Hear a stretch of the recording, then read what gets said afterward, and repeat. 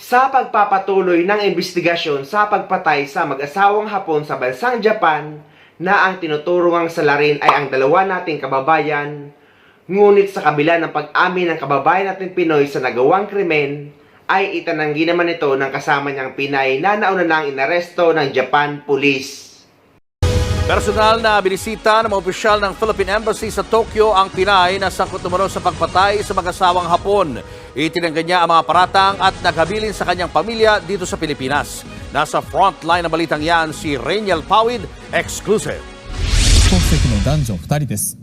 Martes nang mabisita ng ilang opisyal ng Philippine Embassy sa Tokyo si Hazel Morales. Siya ang isa sa dalawang Pinoy na inaresto dahil sa pagkakasangkot sa pagpaslang sa mag-asawang Takahashi.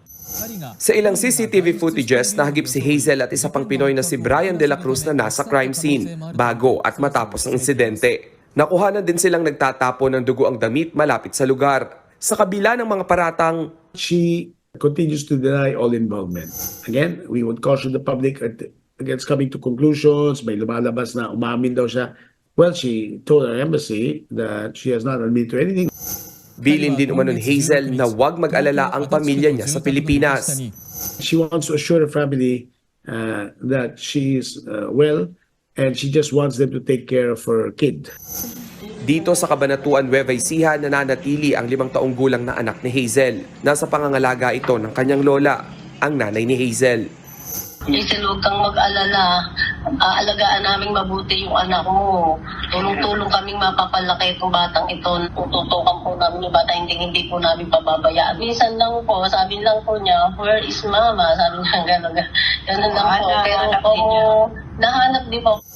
Ipinagtataka rin ngayon ng pamilya Morales ang ugnayan ni Hazel at ni Brian De La Cruz. Pareho mang taga-Cabanatuan, hindi umano ito kaibigan ni Hazel. Di ala naman pong nababanggit sa amin yung anak ko na yun sa tagal po na nandyan siya. Hindi, kahit minsan po, di naman niya po nabanggit yung pangalan na yun. Kung magkakaroon ng pagkakataon, nais umanong pumunta ng ina ni Hazel na si Sally sa Japan para mabisita ang anak. Mas makakampante raw siya na personal na makita si Hazel o kahit makausap man lang ito sa telepono. Ayon sa Department of Foreign Affairs, nabigyan na ng abogado si Hazel at nagpapatuloy ang investigasyon sa kaso. Ngayong araw nakatakda namang bisitahin ng Philippine Embassy official si Brian De La Cruz. Ayon sa ilang source ng News 5, tanging mga pangangailangan at health condition lang ni De La Cruz ang maaaring siyasati ng Philippine officials. Hindi muna pinahihintulutan na mapag-usapan ang anumang bagay na may kinalaman sa krimen. Nananatiling abandonment of corpse ang asunto laban sa dalawang Pinoy. Patuloy naman ang investigasyon ng Japanese police kung sino talaga ang pumatay sa mag-asawang Takahashi.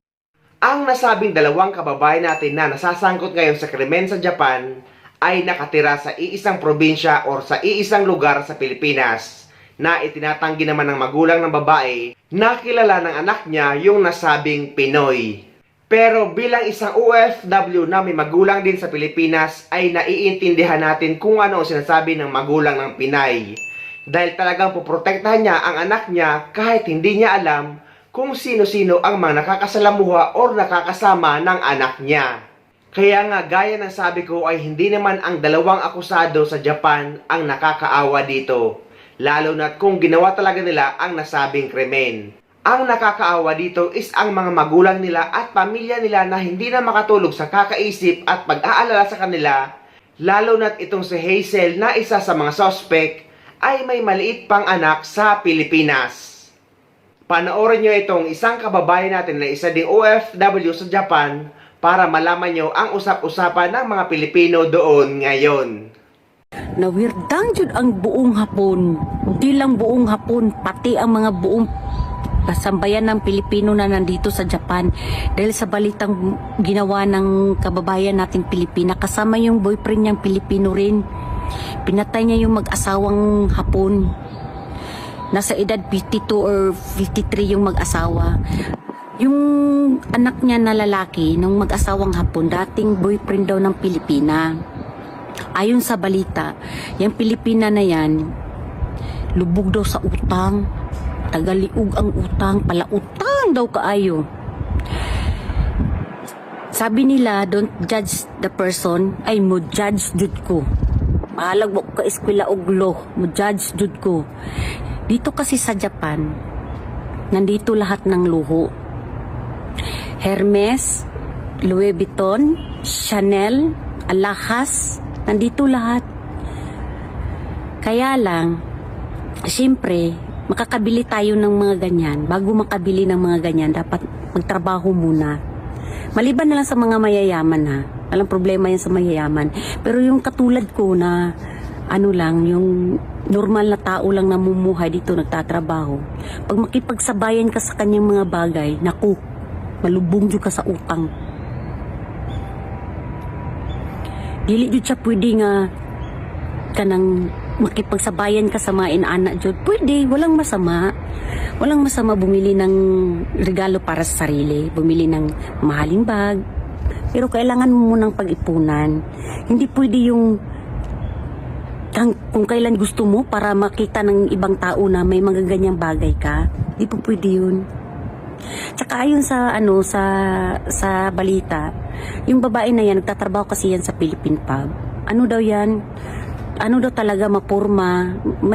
Yayamanin daw yung purma niya talaga, tsaka mamahalin yung mga gamit niya.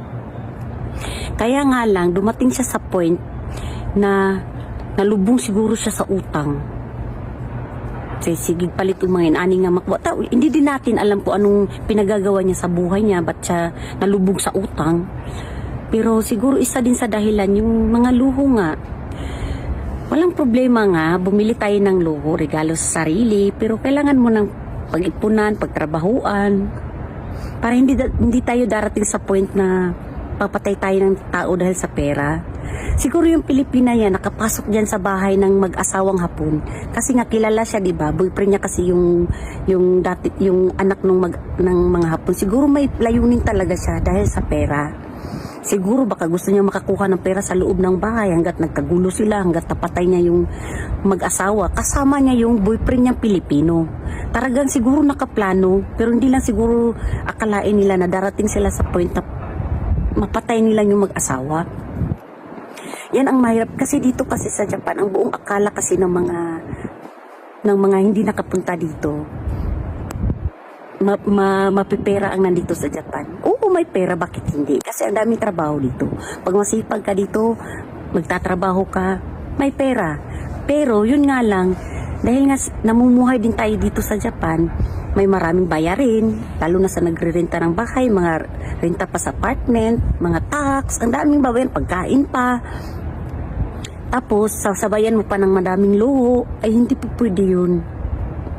Kailangan muna ng pag-ipunan muna bago unahin muna yung mga importanteng bagay. At sa mga katulad kong lang na normal na trabahante lang dito sa Japan na nagtatrabaho lang din dito.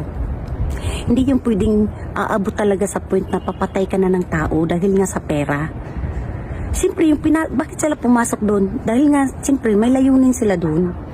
Hanggang sa hindi nila akalain na dumating sa point na napatay talaga nila yung Kaya talagang gulat ang talagang, kahit ako nung nakita ko sa balita yung ginawa ng Pilipina, nagulat ako na talagang dumating sa point na dahil lang pala sa pangangailangan sa pera, pumatay talaga siya ng tao. Andiyan na tayo. Lahat naman ng tao nangangailangan ng pera, kahit ako naman, bakit hindi? Pero kailangan kontrol sa sarili, lalo na yung mga Pilipino na nandito din sa Japan. Kontrol yung sarili talaga sa mga pagdating sa luho, pagdating sa pera, kasi hindi pwedeng makikipagsabayan tayo dito sa lahat ng mga bagay na hindi natin kaya. Pagtrabahuan muna natin, mag-ipon muna tayo bago tayo magdesisyon na bumili ng mga ganyang bagay, gumastos sa mga malalaking halaga. Kasi darating talaga sa point na malubong juga sa utang dito. Kasi dito kasi credit card, lahat ng credit card pwede kang mag-apply dito. Kaya nga credit, kasi ka credit, kailangan mo ding bayaran. Pag wala ka ng pambayad, uutang ka kahit saan. Kaya ang hirap isipin na yung kababayan nating Pilipina dumating talaga sa point na pumatay siya ng tao dahil lang sa pangangailangan niya ng pera. Yun nga lang, hindi nga natin alam kung anong ginagawa niya sa pera. Hindi natin alam sa luho ba o sa mga anong binili niya sa buhay niya, pinagagawa niya sa buhay niya. Pero sana huwag namang dumating sa point na kailangan pumatay ng tao para lang sa pera. Nakakalungkot isipin ba na kababayan nating Pilipina nagkaganoon siya dito sa Japan. Siyempre andyan na yung lahat na nandito sa Japan, naghahanap buhay, nagsikap para magkaroon ng kaipon, magkaroon ng magandang buhay din sa future. Lahat naman tayo nangangarap ng ganyan. Pero hindi yung pwede yung madalian lang. Yung ganun lang kasimple, walang ganun. Walang simple dito. Walang simple. Lahat dito pinaghihirapan, pagtatrabahuan. Walang madali dito sa Japan. Lahat mahirap. Lalo nga na, ganito pag tag-ulan ng snow. Mahirap. Lalabas ka ng bahay, malamig. Pero kailangan mong gawin kasi nga sa mga pangailangan. Pero wag naman sana yung dumating sa point na papatay na tayo ng tao para lang sa pera, sa mga pangangailangan. Ang lungkot na-shock yung buong pati na-shock yung buong mga Hapon dahil nga sa nangyari ng ganyan na Pilipina, mag-boyfriend sila na pinatay nila yung mag-asawang Hapon. Yung boyfriend daw ng Pilipina na yan, kararating lang daw dito. Siguro mga 1 taon pa lang daw ayon sa balita. Kararating lang dito sa Japan. Hindi ko lang alam ko ano ang visa, pero kasama niya yung boyfriend niya pumatay sa mag-asawa. Yun lang ang mga balita ngayon. Basta ang alam ko nahuli na rin din yung boyfriend niyang Pilipino, nahuli na rin. Umamin na rin na kasama siyang pumatay. Pero naunang nahuli yung Pilipina. Nauna siyang hinuli tapos sumunod yung yun lang yung news ngayon sa nangyari nga sa Pilipina na pumatay ng Hapon. Kaya sa mga kababayan ko, mga mga Pilipino na nandito, maghulos dili tayo sa mga natin sa mga gusto natin sa buhay. Marami tayong mga gusto pero kailangan pagplanuhan, pagtrabahuan, pag-isipan, dapat nakaplano, hindi yung ura-urada lang na anong desisyon natin sa buhay na ura-urada tayo magdidesisyon sa buhay. Kaya kawawa din yung mag-asawa na napatay nga dahil nga sa pangangailangan sa pera ng Pilipina. Kawawa din yung pamilya ng Pilipina na nasa Japan. Siyempre, malayo sila. Dito yung Pilipina. Tapos, iisipin nila na anong nangyayari sa mga anak nila. Pero yun na nga, nangyari na yan. Napatay na ng Pilipina. Kaya, na lang. Yung justice na lang yung magde-decision sa buhay nila. Kaya, payo ko na lang sa mga hulos dili tayo sa mga natin, sa mga desisyon natin sa buhay. Sa mga lalo na tungkol sa pera. Siyempre, lahat ng tao nangangailangan ng pera kaya makakapag-desisyon talaga ng hindi mas maganda minsan, pag-isip ng hindi maganda minsan. Kaya yun lang yung balita ko, yung paalam ko sa inyo na yun nga ang nangyari dito sa Japan na talagang balita ngayon na yung Pilipina nga, yung mag-boyfriend na Pilipina at saka Pilipino, pinatay nila yung mag-asawa. Pero ang main talaga sa balita, yung babae talaga ang may problema talaga sa pera. Marami siyang utang talaga. Yun ang pinaka main talaga na ayon sa ulat dito. Kaya good luck na lang din kung anong mangyayari sa niya. Siyempre, kung ano yung ginawa mo, pagbabayaran mo talaga yan. Kaya, yan lang. Bye!